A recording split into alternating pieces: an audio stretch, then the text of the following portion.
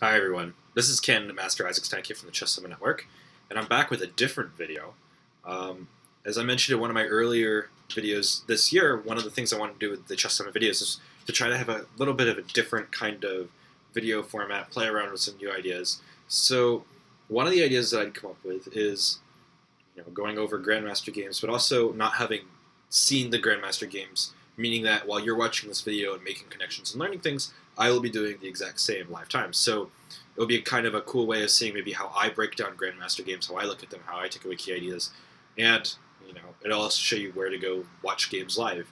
Where I like to go watch games live, and this is not an endorsement because I'm not connected to Chess24 in any way whatsoever. I think chess24.com is the best website to go watch live games. You can watch the games live afterwards. You can kind of play around with the games that have already happened. And I feel like the user interface is probably one of the best that there is for watching live chess. Chess.com's trying to compete a little bit with some of their broadcast servers, but it doesn't have a nice built-in Stockfish engine to kind of play around with different ideas. And it doesn't offer as I feel it doesn't offer as good of a commentary and the ability to interface. The interface allows you to both play with the board simultaneously while watching the commentary. And on chess.com, they haven't quite figured out how they want to do that yet. So, that being said, let's see what games happened today on January 14th or within a day or two, and go over some random Grandmaster games or titled player games. So, let's go to their live tournaments tab. And so, there was the Brazilian Chess Championship today. There's some games going on live right now, so you can take a look at that. There was also the Armenian Championship earlier today. Some pretty strong players there. There was also the Delhi Open. I'm not as familiar with some of the players, but there are some Grandmasters in there. And then the Bundesliga hasn't had a game in a while. Let's go to this game because it's still happening live, and it should be somewhat instructive. It's a Grandmaster playing against a FIDE Master. This is Mkhitaryan. No, I've seen the name before, but I don't follow him. It looks like he's already in a winning position here. Let's break down and see what happened. Keep in mind, I haven't looked at this game before, so opening wise, I'm probably going to know just as much as you because I haven't really done research. I want to try to get as much as I can out of this game from face value. So it looks like we had some sort of Sicilian. White decided to wait a move. This is actually kind of a cool idea.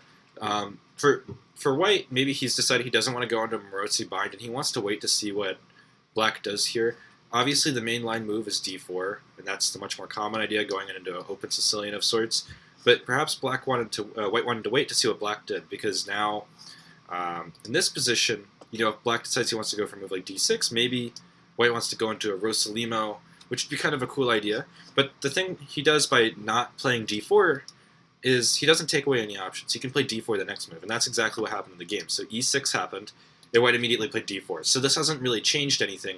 We could have gotten this position from several different move orders, but I like how White decided to handle this position here. C takes d4, knight takes d4. Black played knight to f6, and Black decided to take on c6 to get into some sort of positional battle. B takes c6, e5. I've seen this line before in not just Grandmaster games, but also games at my level. So this must be a common line. Again, I haven't really looked at the names for these openings, but this is a common line for White. The idea is essentially he wants to kind of slow down Black's pawn center, because if he can kind of make it uncomfortable for Black to move these pawns, well, then this light-squared bishop doesn't exactly have a square to go to. So Black decides he wants to play knight to d5. Notice that it's perfectly okay if White decides to take on d5. I would say that this would probably be a concession, because Black can play c takes d5 and at the right moment play d6 as a kind of a dynamic break. He also, he hasn't, it would seem like Black's wasted a lot of time moving pawns, but if you look at White's position, he has one hyperextended pawn, and he doesn't have any more developed pieces. So White's lost the initiative if he decides to go for knight takes d5. Instead, White decided to play knight to e4, kind of going with the thematic idea of playing for this d6 square. The pawn on e5 helps support it. If he can play knight to d6 check, followed by bishop takes d6, pawn takes d6, well, then he's kind of cramped in this bishop, and it'll become a little bit more difficult to play. So let's see what Black does here. Black plays a move queen to c7, natural developing move, covering d6. White plays f4 as a means of solidifying the e5 pawn since it was under attack. I don't know theory, but f4 looks like the most natural move. There's really no other way to defend this pawn. Queen d4 would allow c5 perhaps, and eventually d6 would be a good way to undermine this. So f4 is a great way to kind of keep a hold of the center. And Black decided to move the queen again to b6. And he made this move rather quickly. As you can see here, he made this move in 8 seconds. I'm not a fan of moving the same piece twice in the opening, but at the same time, I guess Black's idea was he wanted to make White make a move, and by playing f4, it kind of cuts off his own bishop a little bit, and he doesn't really lose anything. Queen to b6 to a6, the idea of trading off the light squared bishops, because right now all of these important pawns and black structures are on light squares, so this is probably the idea. It would probably explain why White decided to play the move c4. Not only does it kick away the knight, but after bishop to a6, there's no longer an incentive to trade, and White has a nice grasp of the position. Notice how White has also a nice space advantage, whereas Black is kind of struggling to find squares. So Black inserted bishop to b4 check, and White played king to e2. Okay, so this game gets interesting for me here, because I don't know theory. I have no idea about the validity of this move, but Stockfish says that the assessment's plus 0.31. So that means it's at least equal. I'm willing to bet that White had studied this line before, but let's entertain the idea here, because the computer is saying this is the best move. What's wrong with the move like bishop to g2? It says Black is completely winning after the move knight to e3, attacking the queen, because now this bishop can't take on e3, and if we play the move queen to c1, it says Black is slightly better. So Stockfish is going a little... It doesn't say Black is winning anymore, actually. It says Black is actually even better after queen to d4. Okay, so the idea here is that with bishop to b4, not only is he kind of using his Zwischenstück before having to move the knight back, the idea is that if you block the check, you have a lot of threats. This knight's under attack, the bishop is pinned. It's not quite clear to see where White's improving. This is definitely uncomfortable. So this would actually make sense if the king e2 move is theoretical. If knight to d2 is played, Black is winning because the knight takes f4, and again, all these dark squared weaknesses, White's doing just fine. So let's go back to the game. King to e2 now totally makes sense. Black plays the move f5. So this kind of feels like some sort of weird Stonewall kind of setup. If White were to ever take on d5, Black would get the pawns on the d5 and f5 and kind of restrict White. So here White decided to go ahead and take en passant.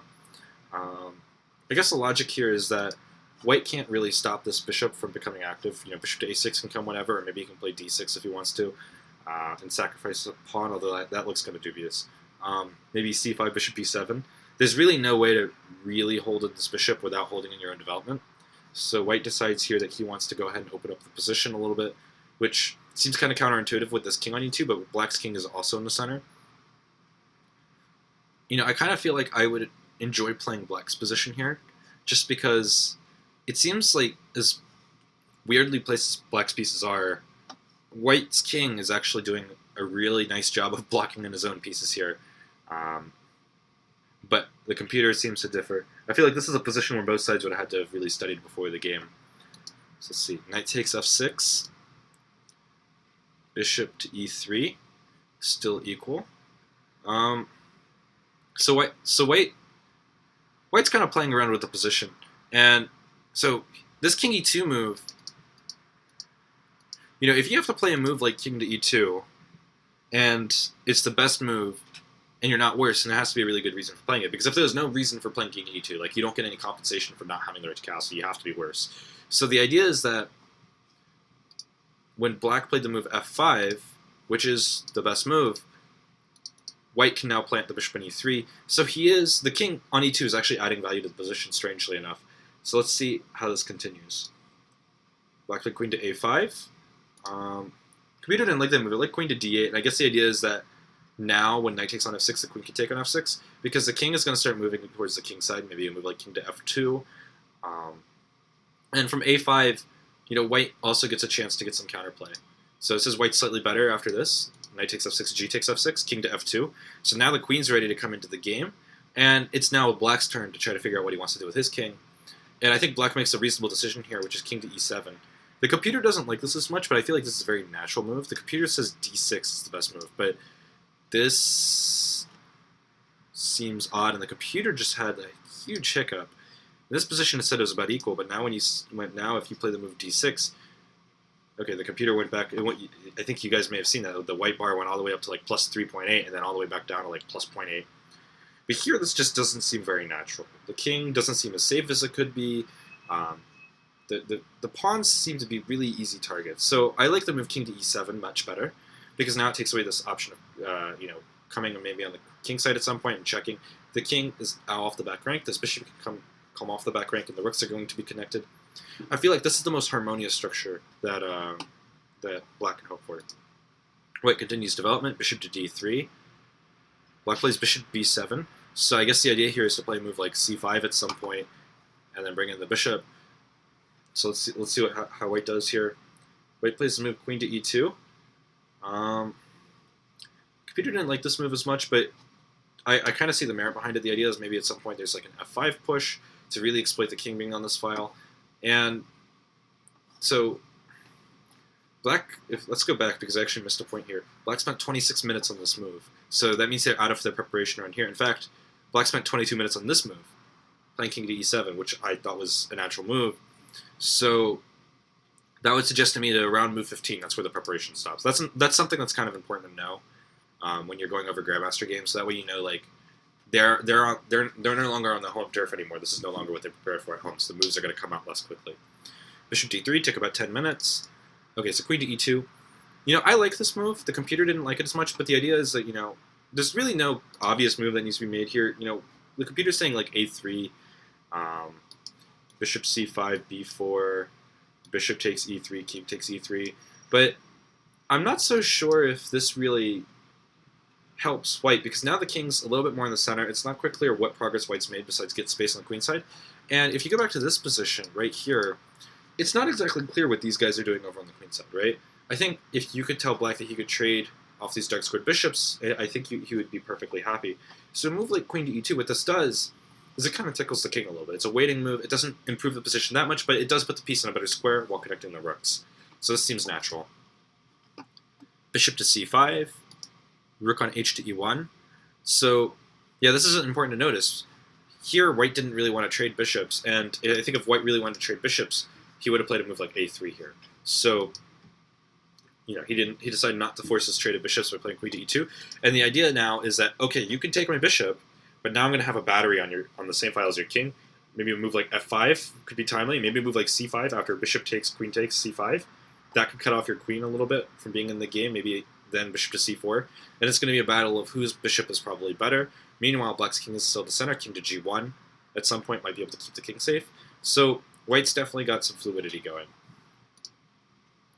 Black played the move queen to b6, attacking the bishop, offering to trade queens.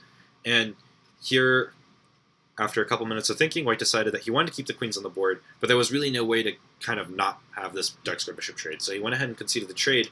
But if we look at this position, which is our base position, and compare it to this position, I think it's kind of clear that white is playing for a little bit more here. Because now white, his pieces are a little bit more activated. They're a little bit more together. And his positions were homogeneous, right? It wasn't quite clear what a3 and b4 were doing, and if anything, it just meant that black couldn't really get that much play on the b file. It seems to be in a live game right now. Black's got about 5 seconds left on the clock, so it'll be interesting to see what happens when we get there. All right, so white just moved out of the check, king to f1. There's probably some sort of delay on the clock. Usually, if it's that bad, they'll put like a result. Or maybe he did run out of time. If not, you'll see like a 1 and a 0 come up. But this live number, they're saying that there's been 3 moves made since we started looking at this game. Alright, so king to f1.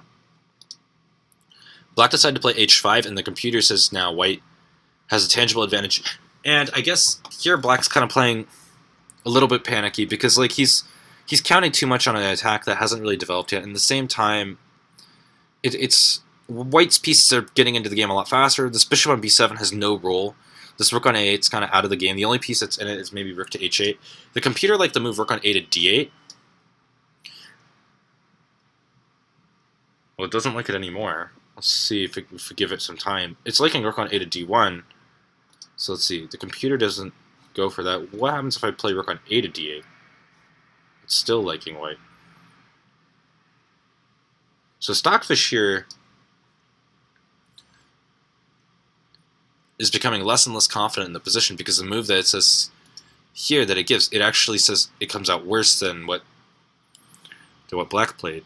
Let's play around with this a little bit. Black's got a target on f4. Maybe he can attack arms if he put his queen here. Okay, so it's about the same as rook on a to d8. White can just solidify with g3.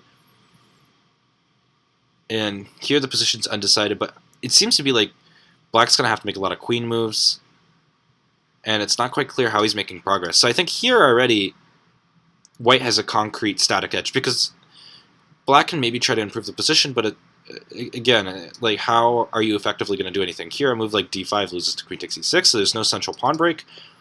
So I think maybe the whole thought process behind this opening was a little bit flawed by having this king on e7. So let's go back for this move, because maybe this was a very important moment in the game. Maybe black needed to play a little bit more unorthodox and try to go for some sort of queenside castle. What happens if, like, bishop to a6? Okay. a3. What happens if we go here like before? Aha, there's queen to h5 check. So this took some insight. This must have been why it took him so long. It took him 22 minutes to come up with this. He must have seen this connection between a3 and wanted to have played bishop c5, because that's what he played later in the game, and realized that that was a no-no because of queen to h5. And if he had to go back to a7, let's go back to here, not a7, to e7, well, it's kind of clear that only white is playing for a win now. So even here, like, black is already a little bit uncomfortable. So it's curious to me, because I look at most of the moves. Besides f5, most of these moves were close to automatic for black. So maybe the trouble started here when the center opened up, and black completely overestimated, how weak this king was. I'm not familiar with the theory here, if there is any theory, and maybe black wasn't either. What happens if black decides to play a move like bishop to a6? It seems kind of natural, since you're getting your bishop on the same diagonal as the king, and it's saying here king to f3 is the best move, which I find that to be a difficult move for even a strong player to find. I mean, that's very not principled, but it's not quite clear how you're going to make progress. This knight, you can't really touch it because of this pin now. Maybe black can castle queenside. I feel like maybe this could do something. I mean, what else could white do that's not king to f3? Because the problem is that white can't really do anything as long as this knight's here.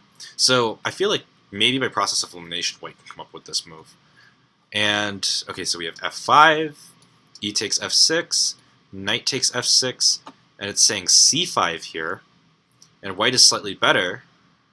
Can we bring the knight back? What happens if we bring the knight back? White is completely winning. Oh, wait, my queen is hanging. What am I doing? Yeah, it helps to pay attention. And this pawn, is it poisoned? What's wrong with this? Knight takes c5, bishop takes f1, saying black is slightly better now.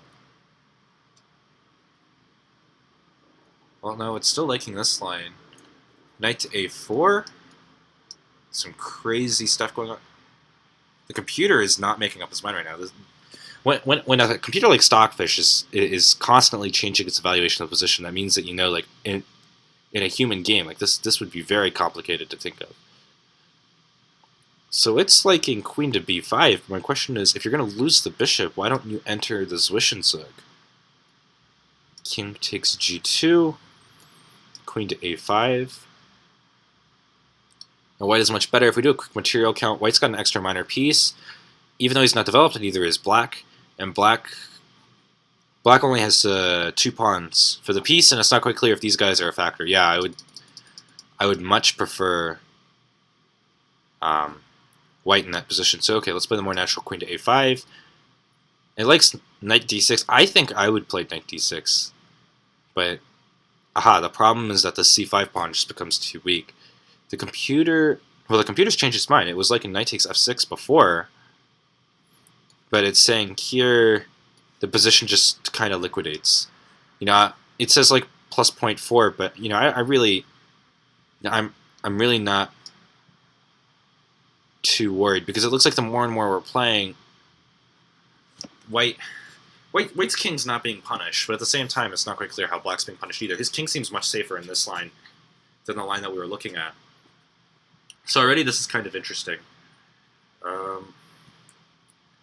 It doesn't really seem to be any other moves here for black to worth looking at other than queen to a5. So maybe this would have been an interesting diversion rather than playing f5, because I think white's king seems really misplaced on e2, and I wonder if black was familiar with this line, because after king to e2 he spent 11 minutes. So, but I don't know, that seems kind of interesting, right? Because okay, black play this move almost on autopilot, this move almost on autopilot, this move on autopilot, and it's very clear as we proved that king e2 is the only move that doesn't lose immediately. And then his preparation kind of stops. So I wonder if he just assumed, like, he just stopped his preparation just assuming that the king, just as, like, we assumed, the bishop and the queen, they weren't going to be developed, this is in traffic, f5 maybe should be good enough, and I think maybe black realized here that his preparation was incomplete. So, okay, a move like f5 opens up the king, but at the same time it opens up black too, and I think this was the part that was missing from the analysis. The position is equal here, but this a3 b4 idea after king to f2, this threat of this check takes away bishop to c5 for now, and now black is the one having to be careful. Maybe black does need to play this move d6. And, I was saying this is really awkward before, this is a really hard move to play, but okay, how else is black really going to make progress? I mean, I guess the good news for black is that there's no immediate way to really punish black for doing this. The problem is that just how tenable is this? The computer likes a simple move like b3. Let's try developing a piece. Let's play bishop to e2 with maybe the idea of bishop to f3, getting on this diagonal, targeting the c6 pawn. Saying black likes castling now that the queen can't get in. And let's play queen to d3, that seems normal. d5. And I guess the idea is that black gets this pawn center rolling. So, okay, what if bishop to f3? It's liking bishop to c5 now, and now black could have executed this idea. I feel like this trading off dark squared bishop idea is very essential to how black is able to kind of breathe in this position, and I think here the move d6 probably had to be played. And, that's a move that I probably wouldn't play, and I can totally understand why black didn't play here in this game. So, okay, bishop to d3, bishop b7, queen d2. We looked over all of this, and we kind of realized here that black was just kind of grasping at straws. It seemed like a very panicky move because white's, constantly improving the position, but black's not really doing much either. But as we mentioned, it's not quite clear what black's even going to do if he just develops his pieces normally. Okay, that's good. So the game's not over. Black's got 2 minutes and 49 seconds, and I just had a huge update on move count. So that means the GGT board back in Brazil must be a little bit slow with its connection. That's okay. We're probably got a while to get to there. We're going to a to d1, and even though black's kind of improved the position, I mean, black's not going to play d5. This bishop on b7 is misplaced, so this opening didn't really work out well after white played king d2, and you got to admire what white did here with this slow kind of like, I'm going to improve my position, throw everything you have at me, my king's not that weak. And black really just tried to force too much. So h5, rook on a to d1 anyways. This was pretty much an autopilot move, 22 seconds from white. Black played a5. I guess he's just going for space, maybe so he can play a6 now, and not have to worry about the bishop not being protected, although that seems kind of unnecessary. The other idea might be to stop a3, b4, so now the a file opens up. So that could be interesting.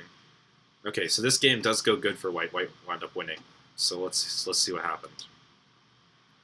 Queen to d2.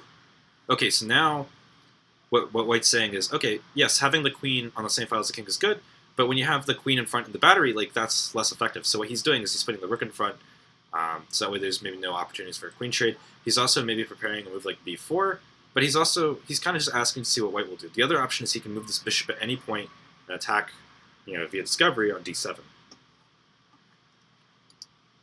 Rook on a to d8, protecting the pawn. White just decides to improve his position. So this is a very important principle, right? White is much better statically, right? Black is in a bind. He can't really do that much. So what white's saying is, okay, I'm just going to improve my position as much as possible before I go for the attack. What are you going to do?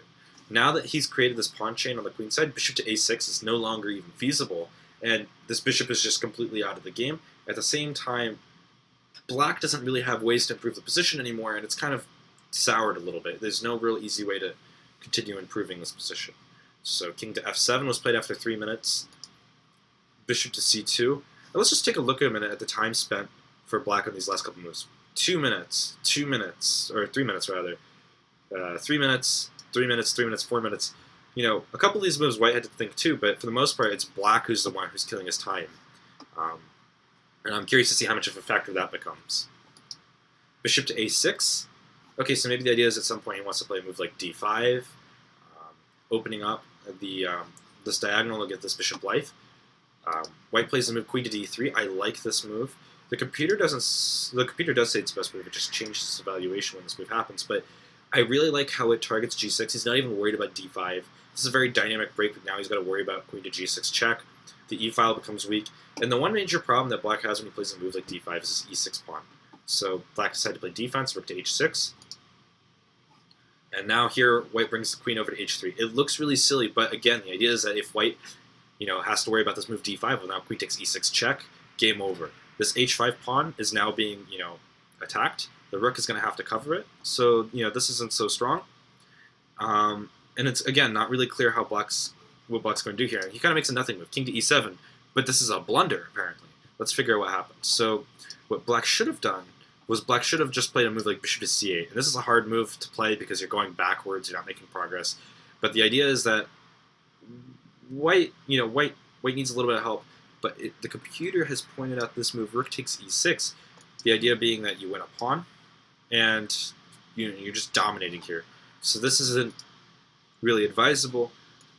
Black plays d5, hoping to get some life, and it's liking the move f5. Ooh. Bishop takes e6, f takes e6. And here, the position is considered equal, but now white's got this passed pawn.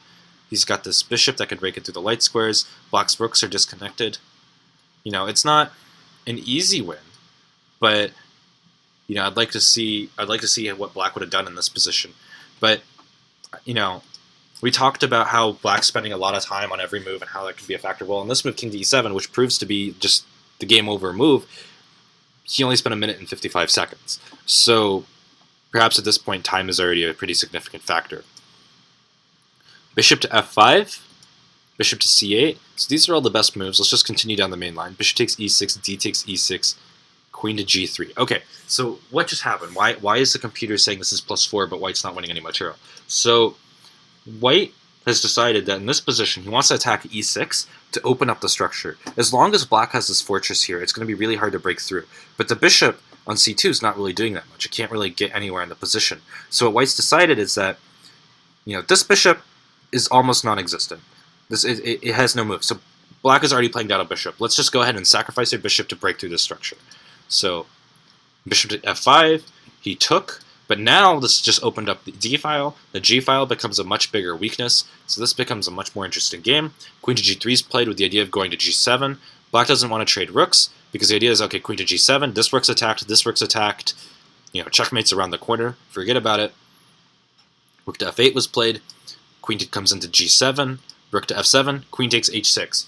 And I would say that, if I'm playing white and I were to have found this tactic, my analysis probably stops here because white is just completely winning. So how many moves did white have to see? He had to see from bishop to f5 all the way to queen takes h6, so he only had to see 5 moves deep. But this is a really nice checkmating idea. Busting open the king side, I don't think black has any defense. This queen g3 move is the hard move to find because it's a silent move. It's not immediately forcing.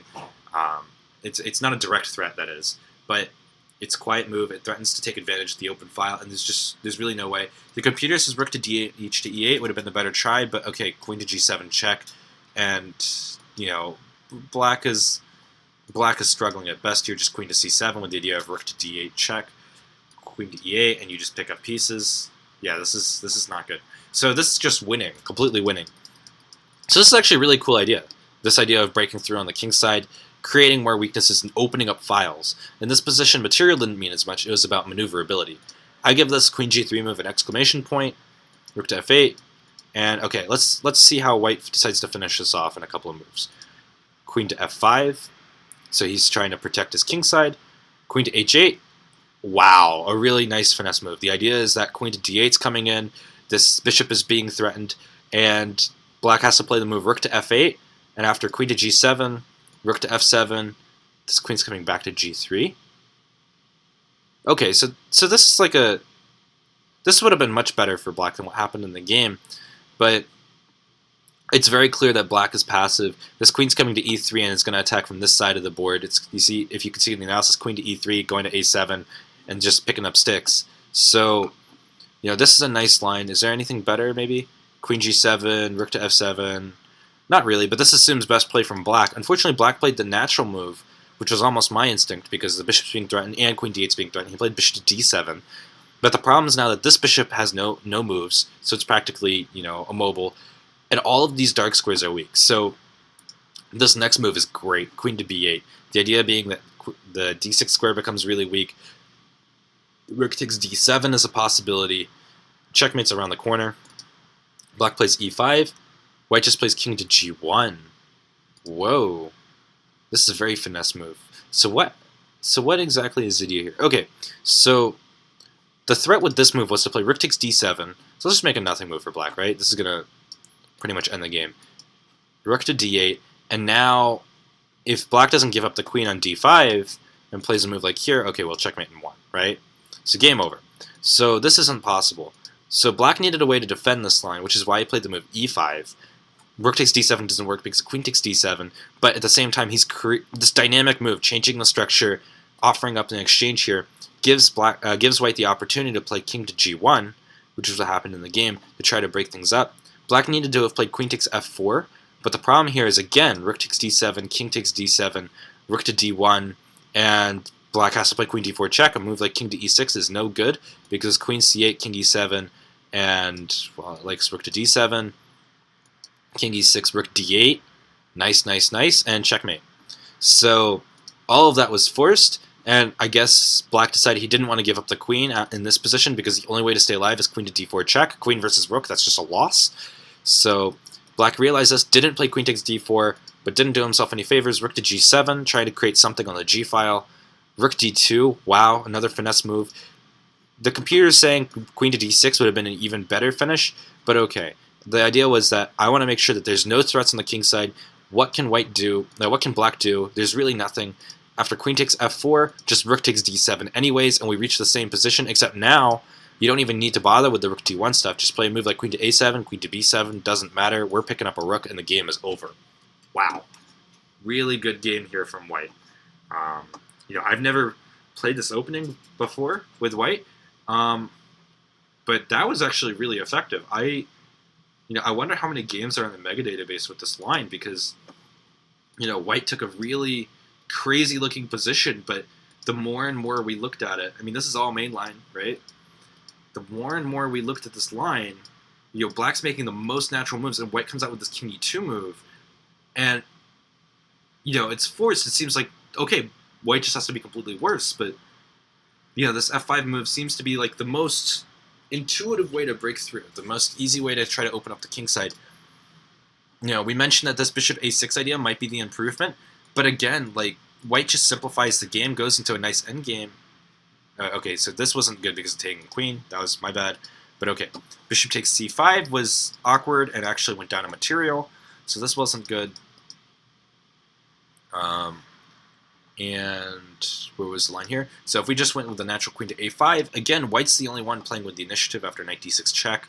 The position might liquidate a little bit, but again, white's the only one playing for a win. So this was a nice idea. So bishop to a6, the most natural move, probably wasn't as appealing, which might be why, like, I'm willing to bet black's other move was bishop to a6. He spent 11 minutes on this move. And it's the move that makes the second most sense. f5 seems very natural. Takes. White just played the move bishop to e3, so he's justifying king to e2. And queen to a5, I think the queen is misplaced here. The computer liked queen to d8, and I briefly mentioned the idea is that maybe the black queen can get around from this side of the board. And the computer likes black here a little bit because the king's misplaced. This f-pawn could become a target. And it's hard to see black losing. I'm not going to say black is winning. I'm just going to say it's hard to see black losing this kind of game. I don't think white would take on f6, though. Yeah, it says white would play knight d6. He is after bishop takes d6, queen takes d6. Black is in a pretty tough position. This bishop is going to have a hard time developing. Where's the d5 push? Black can't really castle. If we play a natural move like queen to e7, the computer likes this line. And let's see, it gives g3. So okay, I guess the objective here for white was that he wanted the pair of bishops. The pair of bishops would mean that he's going to be difficult for him to lose. If we look at the standings really quick, okay, so he's ahead by a full half point. So he must have been okay with it, the outcome of a draw. But he wanted a safe position where he can milk out for a win. His opponent's currently in 4th place. So he was at 5 out of 7. He was at 6 out of 7. So he wanted a game where he was playing someone in the top half of the standings where he had absolutely no risk. And this position would have done that because he has the pair of bishops, and he could just slowly grind out a win. So this was a very well thought through idea. This must have been prepared. Black played the move queen to a5, and because the queen could no longer take on f6, white decided to take advantage of the structural deformity and played this move king to f2 with this idea a3, and if the bishop wanted to go to c5 like it should, queen to a5. And I guess here was Black's chance, and I guess this was the, I'm willing to bet White looked at this because, even though his moves are taking a little bit more time, it's almost like all of his moves seem more natural the more and more you look at it. d6 is the move I think Black had to play, and the idea was that, White has some natural play, but he better be careful because Black can start getting this pawn mass rolling, and it might become less and less clear where his compensation's at. But, okay, bishop to f3 allows bishop to c5. So I think if you play the system as Black, you need to know this move d6, because I think this is the easiest way to equalize, but it's the most uncomfortable move to play. And I think psychologically, for Black, he spent 22 minutes on this move. He panicked. Maybe he thought it was just too much playing d6. I'm sure he thought about it, but he decided to go for king e7, and his problems just kept on coming. I mean, there was just no real easy way to really break through. Queen to b6, take on c5, keeping the queens on the board, and Black just reached a position where he couldn't really improve anymore. That's why h5 and a5 happened. They weren't, I thought maybe h5 he was trying to go for an attack on the king side, but in reality, he's just trying to get space. He's trying to get something going, and there's really no way to improve the position. I mean, if you just look at Black's move, it's like this king moving back and forth, this bishop moving back and forth, maybe this rook going back, but, where is White, going to go wrong? And I'm just really, amazed by this game. And then here, I guess Black was in time trouble. I mean, we're not that far off from the end of the game, and he's got he finished with 2 minutes left. And if we're assuming he gets like 30 seconds every move, like he would have probably been in like some serious trouble here because he's making moves like every 4 or 5 seconds after this point. And this was just really good technique. I love this queen g3 move, and yeah, this was just a really complete performance. This is actually a really good game that I chose. Usually the games don't come out this clean, but I hope you guys got something out of this video. I learned something from this video just as much as you did. This whole idea of breaking through in the center. That idea that four pawns for Black, the c6, d6, e6, f6 wasn't so bad, and that king e2 actually isn't such a bad line there. I'm really amazed, and I think maybe I should do more of these videos because I think that was probably one of the more instructive games I've ever looked at on this channel, because Black, seemingly doing everything right, just making the most natural moves, just completely fell apart. And, the more and more we broke it down, I think Black just tried to put too much into attacking the king with moves like queen to a5, bishop to b4, and then realized that he just needed to keep going. King to e7, I think, was a move with the intention of going for the kill. And he just didn't respect how strong White's position was. So wow, this was a really strong game. I really enjoyed this. I hope you guys like this. This weekend I'm going into the Liberty Bell Open, so I'm hoping for a good result there. I'd like to get something out on Tuesday, whether it be an article finally or a video. I'm not so sure. I might wait till like Wednesday to try to put that out. But I want to get that in the works. I'm really excited for this tournament this weekend. After that, you guys can expect, once I start getting back on a regular schedule, the more 3 posts a week kind of set up, and we'll be getting going from there. So until next time, this is Grandmaster Isaac Steincamp signing off from the Chess Summit Network.